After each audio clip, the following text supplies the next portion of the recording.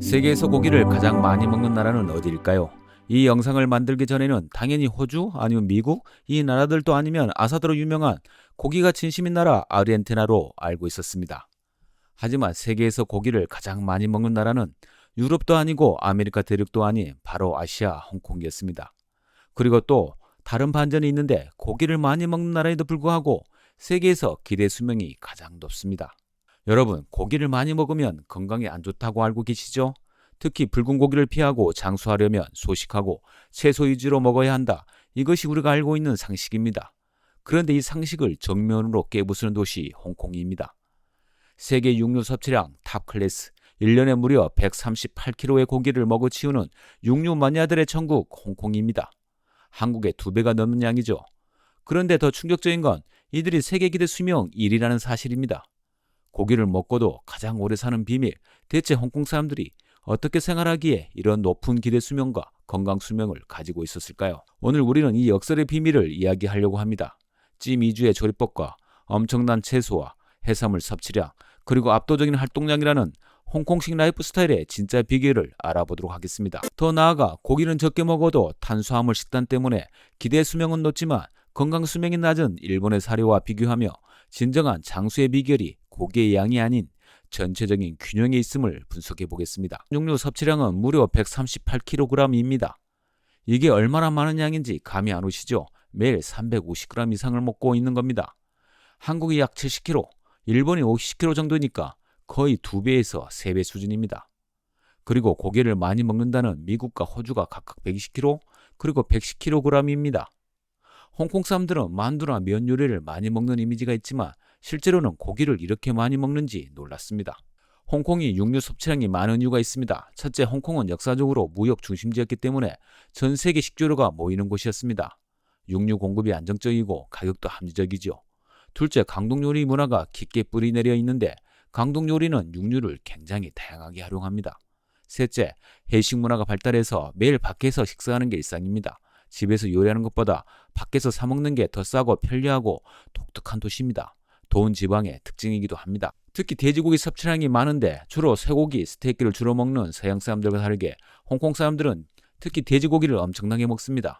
그리고 우리나라 사람들이 불에 직화해서 구워 먹는 삼겹살하고 다르게 찜 요리 방식으로 차슈, 홍소육, 동파육, 탕수육 같은 요리를 주로 먹습니다.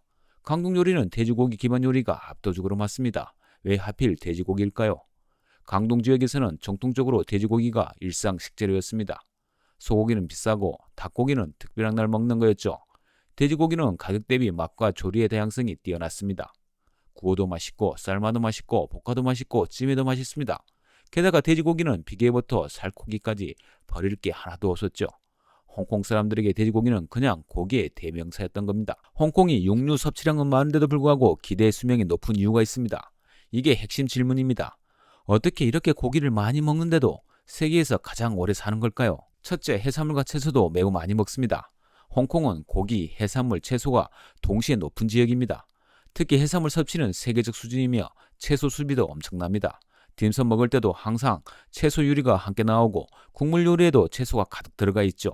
균형이 잘 잡혀 있는 겁니다. 둘째, 조리 방식이 비교적 기름이 적습니다. 강동 요리는 불맛은 강하지만 찜, 삶기, 빠른 볶음이 중심이라 기름 사용량이 생각보다 적습니다. 튀김 비중이 낮고 옥에서 빠르게 볶아내는 방식이 주를 이룹니다. 기름에 푹 담가 튀기는 요리보다는 높은 온도에서 재빨리 볶아내는 게 특징입니다. 셋째, 의료 시스템의 질이 압도적으로 높습니다. 홍콩은 아시아 최고 수준의 공공의료 예방의학 체계를 갖추고 있습니다. 암 조기 검증률, 전염병 관리 능력이 매우 뛰어납니다. 의료 접근성도 좋아서 아프면 바로 병원에 갈 수 있습니다. 넷째, 활동량이 많습니다. 대중교통 중심 도시라 자연스럽게 걷는 양이 많습니다. 홍콩 사람들의 일일 평균 걷기 수는 세계 상위권입니다. 지하철역까지 걷고 환승하면서 걷고 회사까지 또 걸어요. 이런 일상적인 활동량이 육류 섭취에 부정적 영향을 상쇄시키는 겁니다. 일본도 장수 국가로 유명합니다. 근데 일본은 홍콩과 정반대입니다. 육류 섭취량이 홍콩의 절반도 안 됩니다. 그런데도 기대 수명이 높은 이유가 뭘까요? 일본도 의료 시스템의 질이 압도적으로 높고 음식을 적게 먹는 소식 문화가 자리 잡고 있습니다. 그리고 홍콩처럼 활동량이 많습니다. 대중교통이 발달해서 걷는 문화가 일상화되어 있죠. 하지만 반전은 여기에 있습니다. 동네 구석구석 병원과 종합병원 덕분에 기대 수명은 높지만 실상은 건강하지 않다는 것입니다. 잠시 기대 수명과 건강 수명의 차이점을 알아보고 가겠습니다. 기대 수명은 말 그대로 앞으로 평균적으로 얼마 더 생존할 수 있느냐이고, 건강 수명은 타인의 도움 없이 자립적으로 일상생활을 할 수 있는 기간을 말합니다. 그런데 재미있는 건 기대 수명은 엄청 높지만 건강하게 오래 사는 것이 아니란 점입니다. 서양과 비교해서 한국과 일본이 기대 수명과 건강 수명의 길이의 차이가 상대적으로 높은 편입니다. 원인들은 다음과 같습니다. 첫째, 탄수화물 중심 식단입니다. 일본은 완전 탄수화물 천국입니다. 식사가 단백질이나 야채 중심이 아니라 야하면에 겨자, 우동에 중국밥처럼, 그리고 하얀 밥에 사이드로 겨자 같은 탄수화물 조합이 너무 많습니다. 밥 위주의 식사에 사이드 반찬으로 다시 면류까지 더해지니 탄수화물 가다 섭취가 일상입니다. 우리나라의 신라면의 공깃밥, 그리고 짬뽕의 공깃밥 조합이라고 해야 할까요? 둘째, 사이드 반찬으로 야채를 많이 먹지 않습니다. 일본 식사를 보면 야채가 생각보다 적습니다. 돈까스에 양배추 조금 올라가 있고, 일반 가정에서도 반찬 없이 단품으로 카레나 튀김 요리에 밥만 먹는 게 일상적인 모습입니다. 한국처럼 쌈채소나 나물 반찬이 푸짐하게 나오는 게 아니라서 야채 섭취량이 절대적으로 부족합니다. 셋째, 고기를 찜 요리보다 의외로 기름에 튀기는 음식이 많습니다. 돈까스, 카라아게, 템푸라, 일본은 튀김 요리가 정말 많습니다. 고기 자체는 적게 먹지만 먹을 때는 기름에 튀겨서 먹는 경우가 많죠. 도시를 떠나 한적한 시골에 가면 다양한 반찬이 나올 것 같지만 사실 소바하고 야채, 튀김뿐입니다. 이런 이유로 일본은 다른 나라에 비해 당뇨와 알레르기 질환이 상대적으로 많습니다. 탄수화물 과다 섭취는 혈당 스파이크를 일으키고, 이게 반복되면 당뇨로 이어지기 쉽죠.